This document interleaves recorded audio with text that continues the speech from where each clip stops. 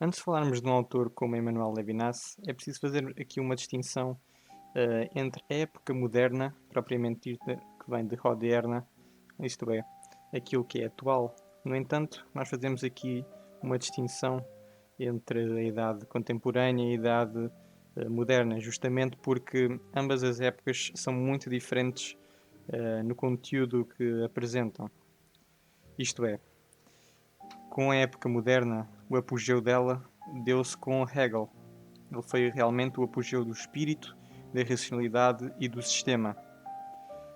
Assim como Descartes foi o iniciador da época moderna, justamente por tentar fazer uma aproximação entre a matemática, a geometria e a filosofia, enquanto método a priori, Hegel também tentou fazer, de certa forma, um método parecido, dizendo ele próprio que era o apogeu e o fim da filosofia, que o seu sistema realmente estava fechado. Na época contemporânea, chega-nos um pensador chamado Kierkegaard, dinamarquês, cristão, que vai tentar romper com o sistema de Hegel e vai-nos falar um pouco sobre a importância da singularidade, ou seja, daquilo que foge ao sistema. Então, a época contemporânea podemos dizer que começa em Kierkegaard. Inclusive, uma das grandes influências de Heidegger, um grande pensador da era contemporânea, que eu até já falei aqui no canal um pouco sobre ele, vai ser uma grande influência para Heidegger quando ele vai falar sobre o ôntico e o ontológico.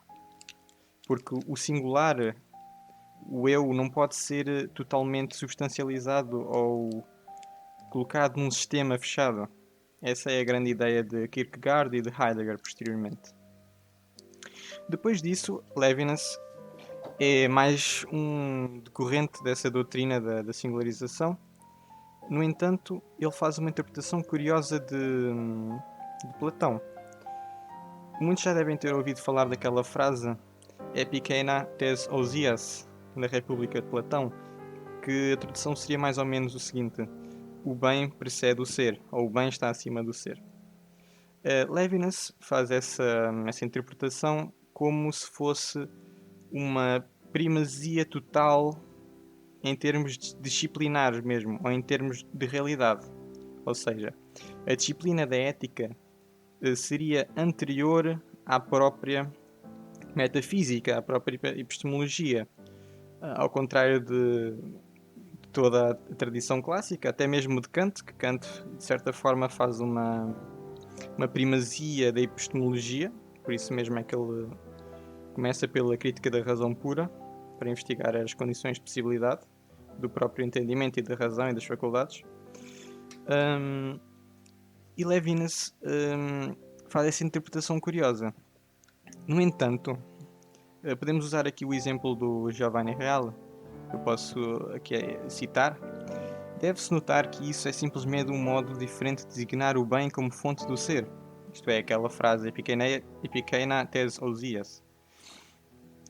No fundo, a afirmação de que o bem, o uno, está acima do ser, significa que é a fonte suprema, ou seja, a origem no sentido acima indicado.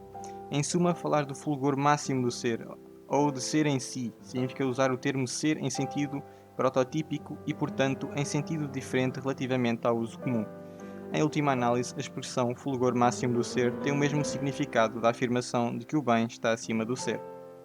Ou seja, Levinas faz uma interpretação muito forçada justamente para caber na teoria dele, que é um pouco o que Heidegger faz e também os outros contemporâneos costumam fazer.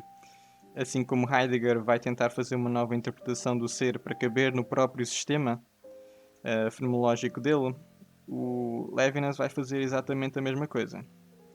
Porque quando nós falamos em Osias, também podemos falar de formas.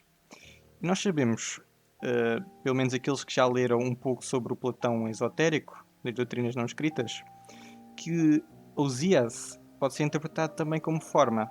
E a forma, ela depende dos princípios, as arquês, os princípios primeiros, que seria o bem, o uno e a díada.